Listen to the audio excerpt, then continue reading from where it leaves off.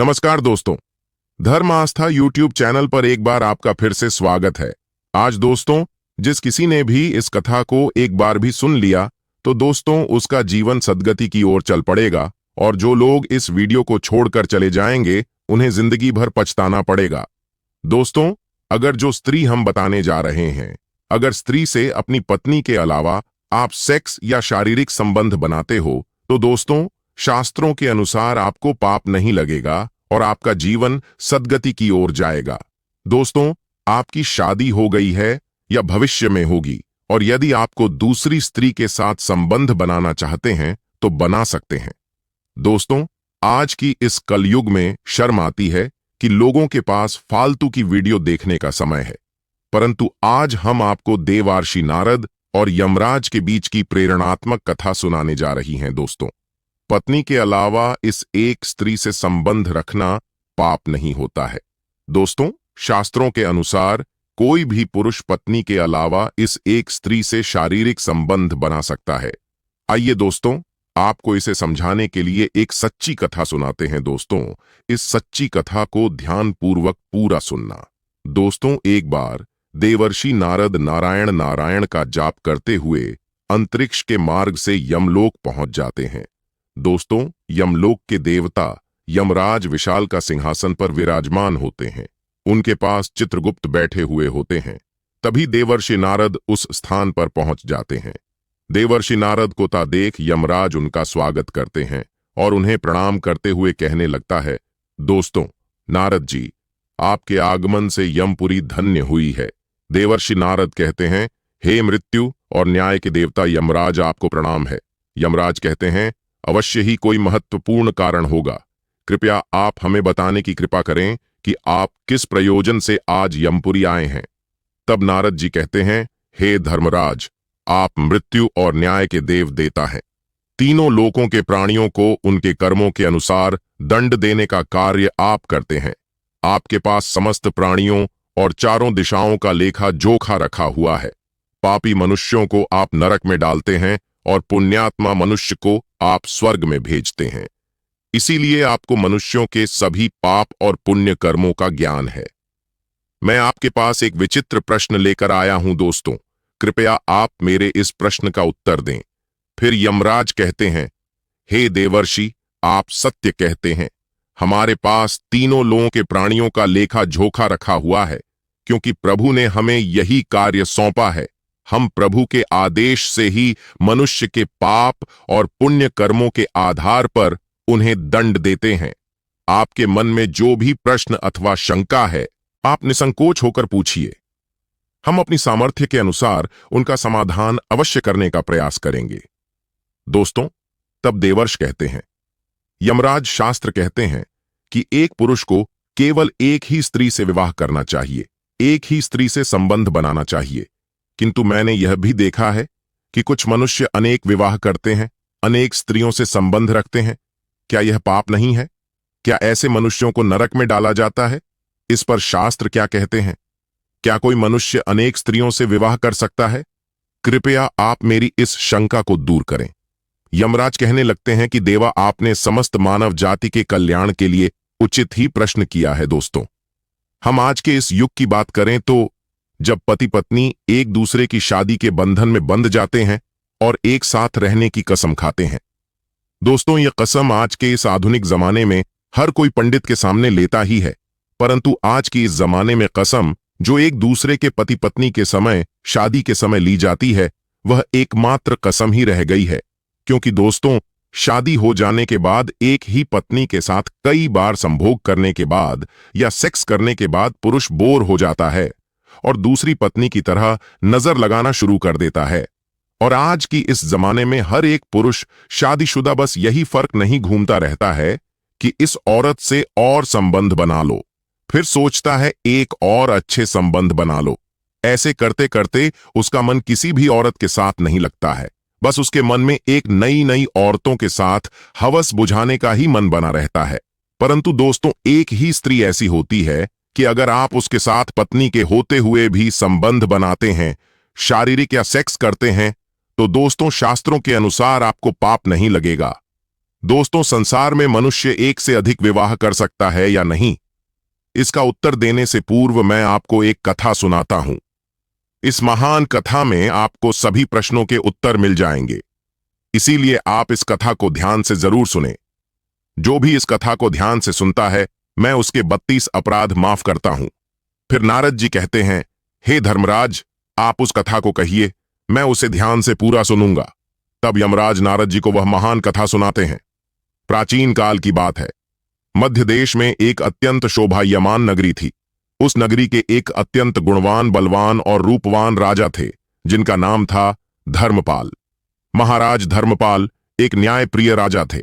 उनकी प्रजा उनके न्याय से अत्यंत संतुष्ट रहा करती थी। राजा भी अपनी प्रजा का अच्छी तरह से देखभाल करते हैं। प्रजा का सभी का अच्छी तरह से ध्यान रखते थे। महाराजा की सुकन्या नाम की पत्नी थी, जो अत्यंत सुंदर, गुणवान, चरित्रवान और पतिव्रता नारी थी। महाराज धर्मपाल और रानी सुकन्या बहुत ही दयालु स्वभाव के थे। वे हर प्रकार के यज्ञ, दान, धर्म तथा अनुष्ठान किया करते थे। उनके साम्राज्य में सब कुछ था, किंतु केवल एक कारण से महाराज, महारानी और प्रजा दुखी रहते थे। महाराज को कोई संतान नहीं थी, जिससे महाराज दुखी और चिंता में रहते थे। प्रजा को भी महाराज की ऐसी दशा देखी नहीं जा रही थी। कितने ही प्रयास करने पर भी महाराज इसको कोई संतान नहीं हो रही थी। महाराज ने अनेक वैद्य बुलाए, अनेक पुत्र प्रताप के उपाय किया, दान धर्म किया, व्रत, किंतु उन्हें किसी भी उपाय से संतुष्टि नहीं मिली। फिर एक दिन प्रजाजन महाराज के पास आते हैं और कहते हैं, महाराज, आप पुत्र प्रताप के लिए दूसरा विवाह करें। किंतु महाराज अपनी प्रजा की बात से सहमत नहीं होते। महाराज रानी सुकन्या से बहुत प्रेम करते थे, इसीलिए वे अपनी पत्नी का दिल नहीं दुखाना चाहते थे, तथा महाराज शास्त्रों का भी ज्ञान रखते थे कि एक पुरुष को केवल एक ही स्त्री के प्रति एक निष्ठ रहना चाहिए। दोस्तों, एक पत्नी के होते हुए कभी दूसरी स्त्री के पास नहीं जाना चाहिए। जिस प्रकार से एक मादा पशु के साथ डोनर पशु नहीं रह सकते, ठीक उसी प्रकार से एक पुरुष के साथ दो स्त्रियों कभी सुखी नहीं रह सकती। दोस्तों, जो पुरुष एक पत्नी होते हुए भी दूसरी स्त्री से संबंध रखता है, वह घोर पाप करता है और नरक में ही गिरता है। इसी कारण से महाराज दूसरा विवाह नहीं करना चाहते थे। फिर प्रजनन महारानी के पास जाकर उनसे आग्रह करते हैं कि वे महाराज को दूसरा विवाह करने के लिए मनाएं। तब रानी सुकन्या भी प्रजा के दुख समझती है और महाराज के पास आकर कहने लगती है, स्वामी, आप कृपया दूसरा विवाह कर लीजिए। हमारे राज्य को भविष्य में एक राजा की आवश्यकता पड़ सकती है। फिर महाराज रानी को भी मना करते हैं और कहते हैं कि यदि मैं दूसरा विवाह भी कर लूंगा तो मैं पाप का भागी बन जाऊंगा, मुझे नरक में ही जाना पड़ेगा। और तुम बताओ, क्या तुम मेरे दूसरे विवाह से खुश रह पाओगी? तब रानी कहती है, स्वामी, आपकी खुशी में ही मेरी खुशी है। मैं मेरी सौतन को अपनी बहन मानकर प्यार दूंगी। कृपया आप संकोच ना करें, मुझे इससे क्षण मात्र भी दुख नहीं होगा। मैं आपको विवाह के लिए सहमति देती हूं। तब महाराज कहते हैं कि देवी, किंतु मुझे उस पाप से कौन बचाएगा जो एक स्त्री के होते हुए भी दूसरी स्त्री के साथ संबंध रखने से मिलता है। इस पाप से कोई मुक्ति नहीं है। मैं ऐसा घोर अनर्थ नहीं करना चाहता। उधर स्वर्ग लोक से महाराज के सभी पूर्वज इस घटनाक्रम को देख रहे होते हैं। वे अपने पुत्र के ऐसे व्यवहार से अत्यंत दुखी हो जाते हैं। यदि महाराज को पुत्र नहीं होगा तो कुल का विनाश हो जाएगा। इसी भाई से सभी पूर्वज बहुत दुखी हो जाते हैं। फिर एक दिन सभी पूर्वज महाराज के साथने में आकर उन्हें दर्शन देते हैं और कहते हैं, एक पुत्र तुम्हारे कारण हमारी दुर्गति हो रही है, हमारे कुल का विनाश हो रहा है। तब महाराज अपने पूर्वजों से कहते हैं कि महात्मा, मैंने ऐसा कौन सा पाप किया है जो आप सभी इतने दुखी हुए हैं? आपकी आत्मा की शांति के लिए जो भी उपाय हो, हमें अवश्य ही करूंगा। तभी वे पूर्वज कहने लगते हैं कि पुत्र, हमारी मुक्ति का एक ही उपाय है, वह है तुम्हारी संतान। यदि तुम पुत्र को जन्म नहीं दोगे तो तुम्हारे साथ साथ हमें भी नरक में जाना पड़ेगा। हमारा संपूर्ण कुल और वंश नष्ट हो जाएगा। इसीलिए है पुत्र, हम तुमसे विनती करते हैं कि तुम दूसरा विवाह करो। पुत्र के बिना मनुष्य को सद्गति प्राप्त नहीं होती है। पुत्र ही अपने माता पिता का उद्धार करता है, उन्हें मोक्ष दिलाता है। जब वह श्राद्ध करता है तो हमारे पाप नष्ट हो जाते हैं। जब वह पृथ्वी लोक पर दान धर्म करता है तो हमें स्वर्ग लोक में भोजन की प्राप्ति होती है। इसीलिए हे पुत्र, तुम शीघ्र ही पुत्र की प्राप्ति के लिए कोई उपाय करो। अपने पितरों की बात सुनकर भी महाराज दूसरा विवाह करने के लिए तैयार नहीं होते हैं। फिर सभी पितृगण दुखी होकर यमराज के पास जाते हैं और उनसे विनती करते हुए कहते हैं, हे धर्मराज, कृपया हमारे कुल की रक्षा कीजिए। हमारी पुत्र की कोई संतान नहीं है और संतान के बिना हमारा कुल नष्ट हो जाएगा। कृपया आप हमारे पुत्र को दूसरा विवाह करने की आज्ञा दें। फिर यमराज कहते हैं, महात्माओं में अवश्य ही तुम्हारे पुत्र को समझाऊं और उसे पुत्र प्राप्त करने के लिए प्रेरित करूंगा। ऐसा कर यमराज पृथ्वी लोक पर आते हैं। जब यमराज पृथ्वी लोक पर आते हैं और एक साधु का रूप धारण करके महाराजा धर्मपाल के दरबार में जाते हैं, उन साधु को देखकर महाराज धर्मपाल अत्यंत प्रसन्न होते हैं और उनका आदर सत्कार करते उनसे पूछते हैं, महात्मा आप कौन हैं? किस प्रयोजन से आप हमारे इस राज्य में पधारे हैं? आपके मुखमंडल का देश देखकर यह प्रतीत होता है कि आप अवश्य ही कोई बड़े तपस्वी हैं। तब वह साधु उस राजा से कहते हैं, मैं साक्षात यमराज हूं। तुम्हारे पूर्वजों के द्वारा प्रार्थना करने पर ही मैं स्वयं तुमसे मिलने के लिए आ। वह साधु महाराज से कहते हैं, तुमने अपने पूर्वजों को ध्वस्त कर दिया है, जिससे तुम्हारा सारा साम्राज्य नष्ट हो जाएगा। पुत्र के बिना तुम्हारी दुर्गति हो जाएगी। तुम्हें कभी मोक्ष की प्राप्ति नहीं होगी। शास्त्र कहते हैं कि मनुष्य को मोक्ष प्राप्ति के लिए पुत्र को जन्म अवश्य देना चाहिए। फिर महाराज कहते हैं, हे धर्मराज, मैं विवश हूं। मैं दूसरा विवाह करके पाप का भागीदार नहीं बनना चाहता। इससे अच्छा है कि मैं पुत्रहीन होकर जीवन व्यतीत करूं। यमराज कहते हैं, बस तुम्हारी न्यायप्रिय आचरण से और अपनी पत्नी के प्रति एक निष्ठा को देखकर मैं अत्यंत प्रसन्न हूं। किंतु हे धर्मपाल, एक मनुष्य दूसरा विवाह अवश्य कर सकता है, इसमें कोई पाप नहीं है। यदि किसी पुरुष की पत्नी उसके दूसरे विवाह के लिए सहमति दे दी है तो वह पुरुष दूसरा विवाह निश्चित ही कर सकता है। इसमें कोई पाप नहीं है दोस्तों। शास्त्र कहते हैं कि यदि एक पत्नी से पुत्र की प्राप्ति नहीं होती है और उसकी पत्नी उसे दूसरा विवाह करने की अनुमति देती है तो उसे दूसरा विवाह करने में संकोच नहीं करना चाहिए। साक्षात यमराज के द्वारा ऐसे वचन सुनकर महाराज अति प्रसन्न हो जाते हैं और यमराज को धन्यवाद देते हैं। फिर यमराज उस स्थान से अंतर्ध्यान हो जाते हैं। महाराज धर्मपाल अपनी पत्नी सुकन्या के पास जाते हैं और उससे दूसरा विवाह करने की अनुमति मांगते हैं। तो महारानी सुकन्या उन्हें दूसरा विवाह करने की अनुमति दे देती है।